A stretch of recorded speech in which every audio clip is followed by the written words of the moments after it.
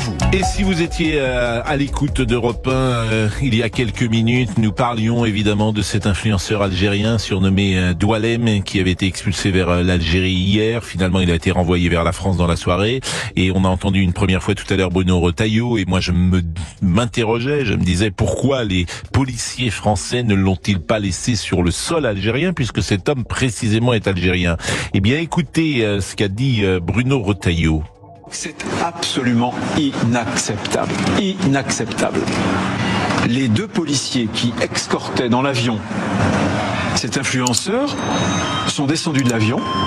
On leur a opposé un certain nombre d'arguments juridiques sans jamais leur fournir précisément une preuve en termes de droit. La France ne peut pas supporter cette situation.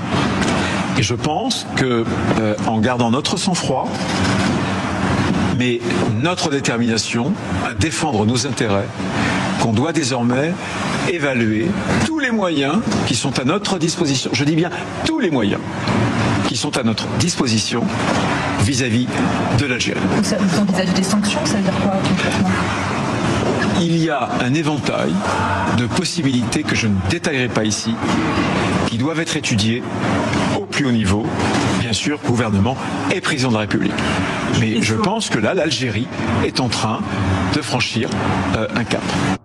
Bon, tous les moyens, on les connaît, hein, tous les moyens. C'est une renégociation possible de la politique des visas, c'est un nombre de consulats aussi en France, c'est la renégociation des accords de 1968 qui permet aux Algériens de travailler, de venir en France dans des conditions plus rapides ou en tout cas plus favorables. C'est également les conditions des déplacements sanitaires en France des hiérarques et cadres du régime algérien, c'est des avoirs des dirigeants algériens qui sont sur le sol de France, c'est la mobilisation, pourquoi pas, des institutions européennes, etc., etc.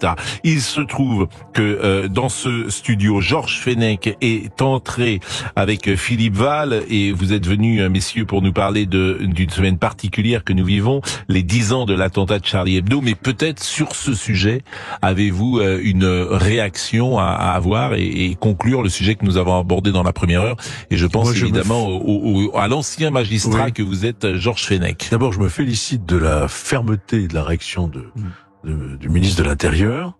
Je pense que ce qui a envenimé les relations entre l'Algérie et la France, c'est la reconnaissance de la marocanité du Sahara occidental, vous le savez. Ça, c'est quelque chose qui ne passe pas en Algérie, évidemment.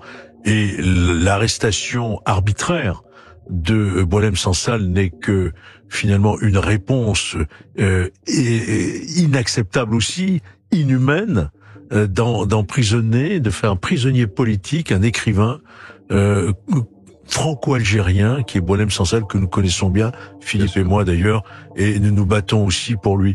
Donc c'est ça, voyez-vous. Mais aujourd'hui, on n'est pas encore à un point de non-retour, mais on est quasiment à un point de non-retour. C'est-à-dire qu'il va falloir clarifier les choses. Et l'ancien magistrat que je suis, puisque vous m'interpellez, à point de non-retour pour le ministre de l'Intérieur. Clairement, on s'est assis sur le droit et le droit international. Oui, mais l'Algérie s'est assis sur le droit. Maintenant, c'est un rapport de force. Il va falloir rétablir. Philippe Val. Les accords d'Évian, c'était en 62. Ensuite, il y a eu des tas d'accords très favorables à l'Algérie avec la France. La Shoah, c'était en Seconde Guerre mondiale, 45, jusqu'à 45. Et après, la fondation de l'État d'Israël, c'était en 48. L'Allemagne et Israël entretiennent des liens de coopération et d'amitié au bout de moins de 15 ans. Et nous, après 60 ans, on est incapable d'avoir une relation correcte avec l'Algérie, alors que les préjudices sont absolument incomparables entre la Shoah et la colonisation. C'est incomparable, quoi qu'on en dise, même si il y a beaucoup de choses à dire très négatives et de condamnables dans la colonisation. Vous vous rendez compte que le gouvernement algérien, qui est le gouvernement d'un pays richissime en gaz, en pétrole, avec des ressources, avec un peuple jeune, ça aurait pu être un pays prospère, où les gens vivent heureux, avec des libertés. Au lieu de ça, ils ont préféré mettre un régime militaire corrompu et qui est prêt à tout, y compris à l'alliance avec des islamistes, pour spolier la population.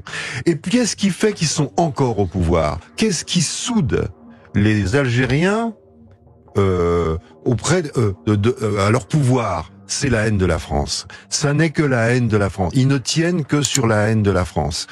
Et ça commence à bien faire. Il est temps que et les Algériens, et c'est triste pour tous les amis algériens qu'on peut avoir, qui sont des gens merveilleux, et que tous les Algériens aient conscience de cette escroquerie intellectuelle et politique qu'est le gouvernement algérien. C'est vraiment quelque chose de honteux. Alors on dit oui, il faut pas mettre l'Algérie, le mot honteux et le mot Algérie, a-t-on entendu récemment, hier et avant-hier dans la presse. Eh ben, c'est bien dommage, mais hélas, même si la France a des choses à se reprocher, elle se les reprocher. Et Macron est même allé trop loin là-dessus, avant même d'être élu président. Allez s'aplatir devant un gouvernement qui finalement est un gouvernement peu recommandable, qui est dans les pattes des Russes aussi maintenant, puisqu'ils se sont émancipés d'un côté pour se refaire prendre de l'autre. Donc ils sont les marionnettes ils ont envie de déstabiliser la France et l'Europe. C'est leur boulot, c'est leur métier de déstabiliser notre démocratie, et ils le font très bien. On le voit avec les influenceurs, on voit etc. Bon, Philippe Val.